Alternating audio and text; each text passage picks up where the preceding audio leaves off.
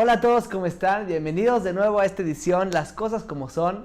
Vamos a hablar de un tema maravilloso sobre las leyes rabínicas.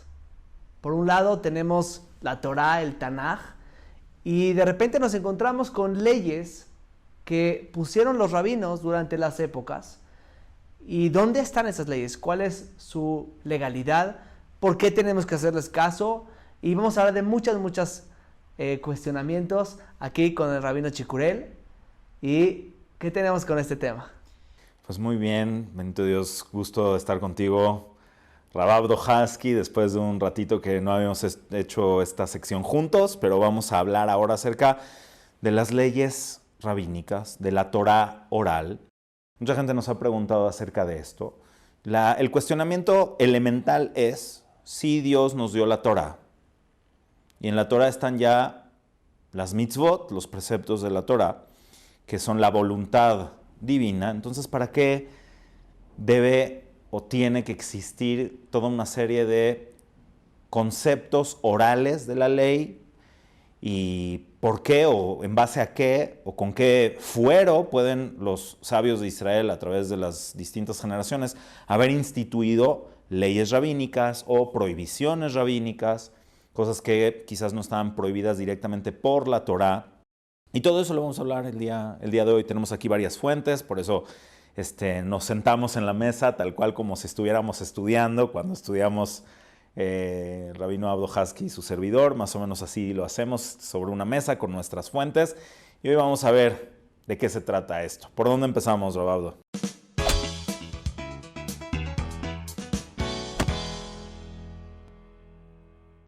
Bueno, tenemos principalmente, siento que hay que dividir las mitzvot en las secciones. Yo quiero basarme en la introducción de Maimónides a la Mishnah, que justamente la Mishnah es la ley oral, es todo el compendio de ley oral, y él lo divide en varias secciones. Me gustaría dividirlo como él lo hace, en donde las mitzvot se dividen en estas secciones. Las mitzvot que fueron aprendidas de los textos de la Torah, que a veces están textuales y a veces no están textuales, pero se entiende que hay un precepto. Por ejemplo, el tefilín, que dice en la Torá, dice, vas a ponerte una señal en tu brazo.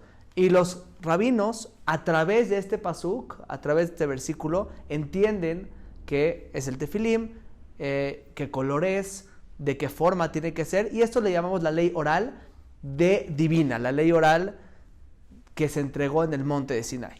O sea, es decir, para ampliar un poquito este concepto, esta primera categoría son aquellas cosas que están en la Torá misma, pero que si no hubiese una interpretación de qué es lo que la Torá está diciendo, no tendría sentido alguno. En este caso, lo que tú citas es el tefilín, que de hecho la palabra tefilín como tal no aparece en la Torá.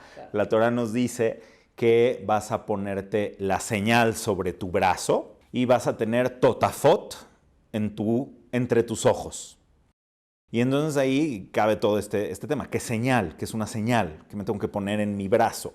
Yad, en el lenguaje bíblico, no es como hoy en día le decimos a la yad, que es la palma de la mano. Yad, de hecho, es el brazo.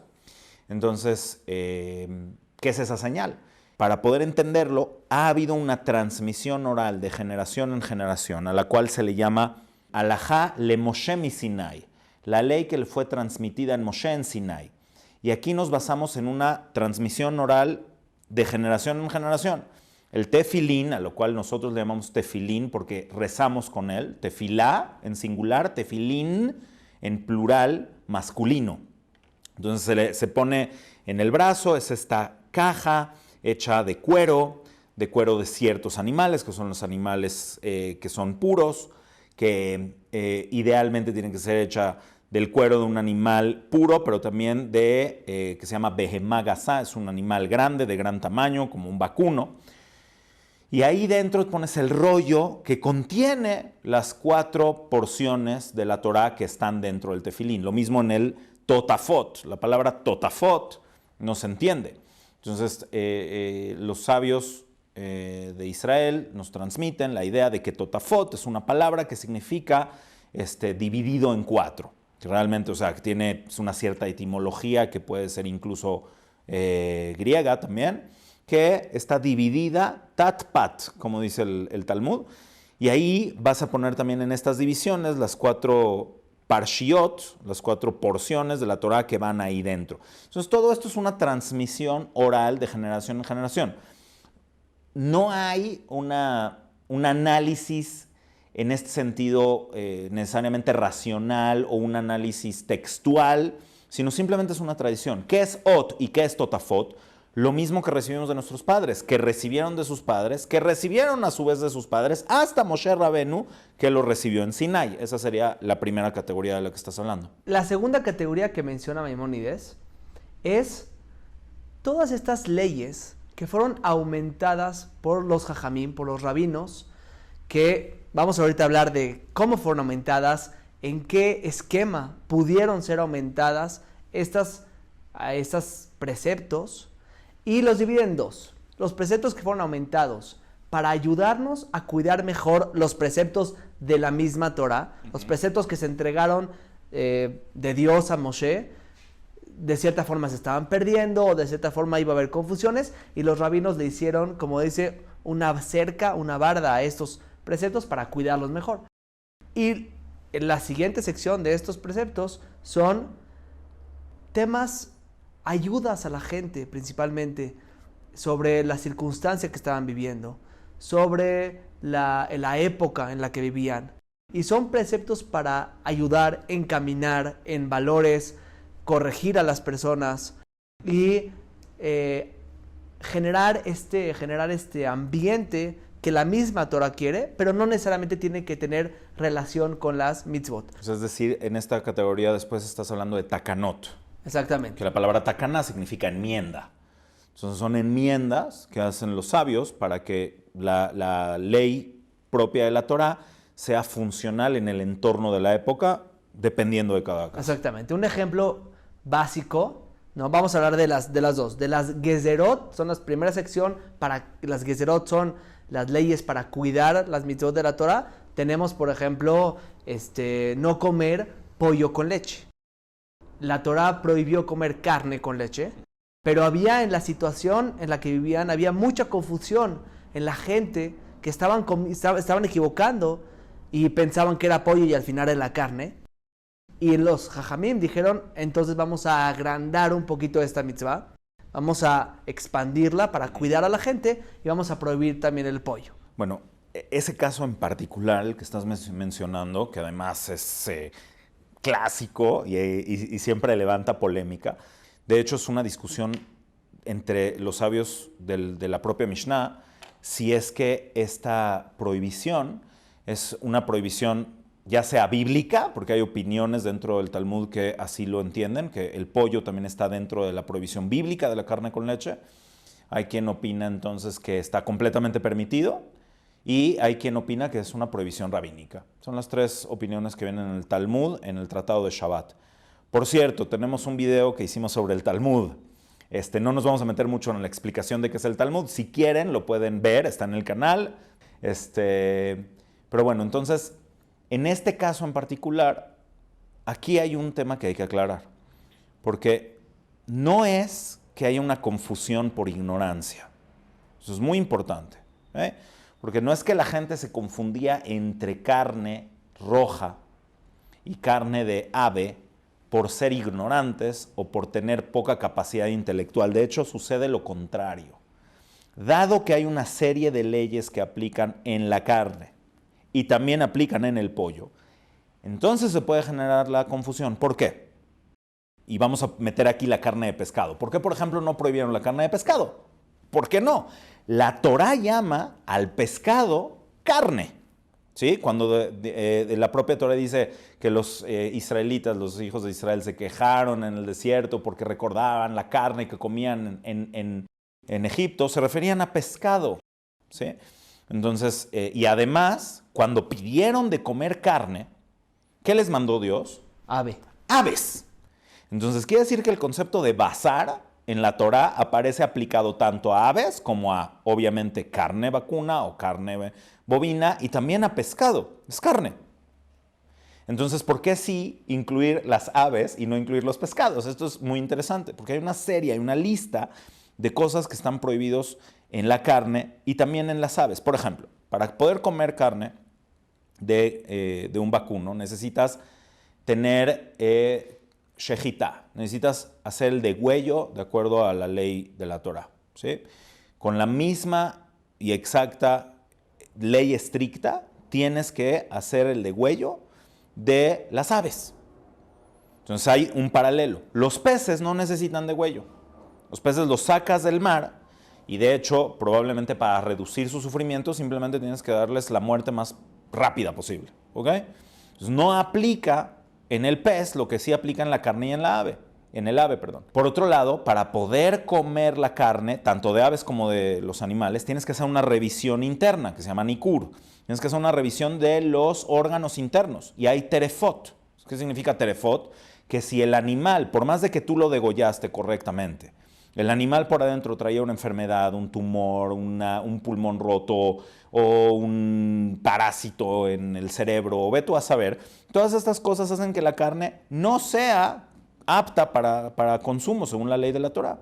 También la sangre de los animales y de las aves está prohibida y se tiene que salar. No así con los peces. En los peces no hay nikur, no tienes que revisar interno, no, o sea, te puedes comer la sangre del pez también. No tienes que salar la carne para quitarle la sangre, etcétera, etcétera. Entonces, todas las leyes de la carne de aves y de la carne roja son paralelas, menos el tema de la leche.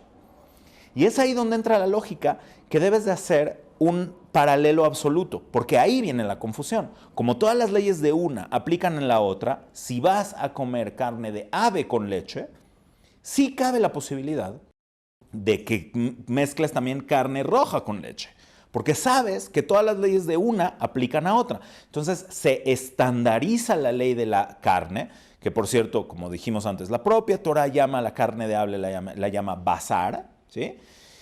Y entonces te queda algo uniforme, quedan todas las leyes de una en la otra y queda de manera uniforme. Una preguntita a esto que creo que es interesante que entenderlo. ¿Qué pasa si yo estoy seguro que esto es pollo? Y no me voy a confundir, ¿no? Dice, yo no me voy a confundir, yo tengo muy claro lo que es carne de animales y carne de aves, estoy claro. ¿Puedo traspasar, digamos, esta ley y decir, no, a mí no me aplica esta ley? Y eso nos va a llevar a entender cómo se fue estableciendo esta ley y sobre qué legalidad se sienta en la Torah estas leyes rabínicas. Bueno, es excelente pregunta y además podemos un poquito ahondar también, no nada más en el fuero, en el poder legal que tienen los sabios, el que tenían en la época del Sanedrín para establecer leyes, sino también en esta época, si es que existe o no existe el mismo poder legal para los sabios de establecer leyes o derogarlas, ¿sale? Entonces, en este caso, pues la propia Torah nos dicta en el libro de Devarim, no recuerdo exactamente capítulo dónde. 17. Capítulo 17, muy bien. Que los sabios de cada generación, tú vas a ir con los Kohanim, en este caso los sacerdotes, los sabios que haya en cada generación, y ellos te van a decir et devar mishpat, te van a decir cuál es la ley, te van a decir cómo aplica la ley en tu caso, ¿sí? Y por lo tanto, de aquí se ve que la voluntad de la Torah es de que hay una ley dinámica. Después espero que podamos hablar del tema de la santificación de la luna, luego hablamos de eso. Pero la ley de la Torah, la propia Torah te habla de una ley dinámica, de una ley que tiene una aplicación para cada generación, que no es una ley en piedra. Aquí tengo un pequeño resumen que hice hace unos años que se llama la Torah viva o la Torah en piedra. Vamos a ver aquí ahorita algunas fuentes de esto. Pero, o sea, simplemente el caso es que los sabios de Israel, desde la propia muerte de Moshe e incluso antes, incluso cuando Moshe estaba vivo, tenían que estar abiertos al cuestionamiento, abiertos a las situaciones particulares de cada individuo y tenían que ejercer la ley de la Torah a través del ser humano. Y esto es algo súper importante del judaísmo. Nosotros no somos y no pretende Dios que seamos solamente robots ejecutores de la ley de la Torah. Quiere que la entendamos, quiere que la podamos asimilar, aplicar y vivenciar, estando involucrados como socios de del propio Creador y de la propia Torá. Entonces es por eso que dentro de la propia Torá se ve, recuerdo por lo menos quizás 2 casos, donde se cuestionó a Moshe mismo una ley que ya había sido establecida por Dios, y Moshe pregunta, o sea, hace su investigación. En el caso de Moshe era preguntarle a Dios, nosotros tenemos que hacer nuestra investigación a nuestro nivel, y se adapta a la ley. El caso típico es el caso de las hijas de Tzelofhad. Mahla, Noah, Jogla, Milca y Tirza. Debería ser obligatorio que todos se supieran esos 5 nombres. Las 5 hijas de Tzelofhad, que en ellas no aplicaba la ley de herencia, porque su padre, Tzelofhad, murió en circunstancias atípicas, tuvo de hecho que ser ejecutado según la interpretación de nuestros sabios. Tzelofhad muere porque comete una transgresión severa, y entonces ellas perderían, de acuerdo a la ley bíblica, perderían el derecho de la herencia. Entonces van y se quejan con Moshe y le dicen, espérate, ¿cómo puede ser esto? Esto no es correcto. ¿Por qué el nombre de nuestro padre va a ser disminuido dentro de su familia y no vamos a tener una herencia? ¿Solamente porque somos mujeres? Y entonces Moshe dice, tiene lógica lo que están diciendo. Voy a preguntarle a Dios qué ley aplica para ustedes. Y efectivamente la Torah dice que Dios le da la razón a las hijas del Tzelofhad, ¿sí? Ken benot Tzelofhad doberot, naton titen laem najalá betoja jeabiem. Deberá ciertamente darles una porción de herencia dentro de sus hermanos. Y ya después hay toda una serie de detalles de cómo se da esa herencia. Y tenemos el otro caso, el caso de las personas que no pudieron llevar a cabo el Corbán Pesaj, el sacrificio de Pesaj, que se hizo en el 2.º año, porque se ocuparon de enterrar los cuerpos de los hijos de Aarón, de los 2 hijos de Aarón que murieron, Nadab y Abihu. Entonces estaban impurificados y no pudieron pasar por su proceso de pureza para poder hacer el Corbán Pesaj, y fueron y se quejaron con Moshe, ¿por qué nosotros no vamos a poder hacer el Corbán Pesaj? Y de ahí sale la ley bíblica del segundo Pesaj. Entonces, dentro de la propia Torah nos damos cuenta que la voluntad de Hashem es que la Torah sea viva y sea ejercida a través de la necesidad de cada momento, y que dentro de la propia Torah vas a encontrar las herramientas para poder determinar qué es lo que tienes que hacer en cada situación. Increíble. Aparte, yo creo que justamente este sistema legal que Dios propone en la Torah ha ayudado a que el judaísmo se mantenga vivo, ha ayudado a que el judaísmo se mantenga actualizado a las cosas que van pasando en la vida común. Y hoy en día el reto es mucho mayor. El reto en la medicina, el reto en la tecnología, para los rabinos es un reto profundo, es un reto muy, muy grande, ya que la evolución y la actualización del mundo está increíble, está muy, muy rápida, y los rabinos se tienen que especializar ahora en medicina, en ciencias, en tecnología, para entender cómo funciona la medicina y poder aplicar la ley judía a esta época. Y que la Torah tenga una versión, tenga una palabra en esta época también. Y que nos hable en todas las épocas, que la ley judía te hable en tu iPad, te hable en la electricidad, te hable en la medicina, en cómo curar, en cómo no curarse.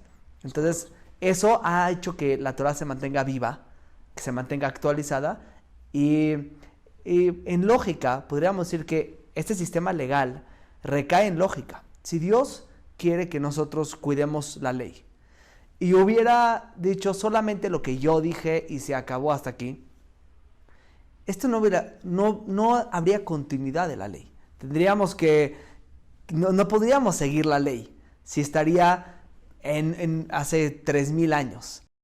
Entonces Dios tiene que hacer, por lógica, para que esto funcione, tiene que crear este sistema legal y darle esa fuerza a los rabinos para que vayan filtrando, vayan actualizando, vayan ayudando a la gente a cuidar esta Torah.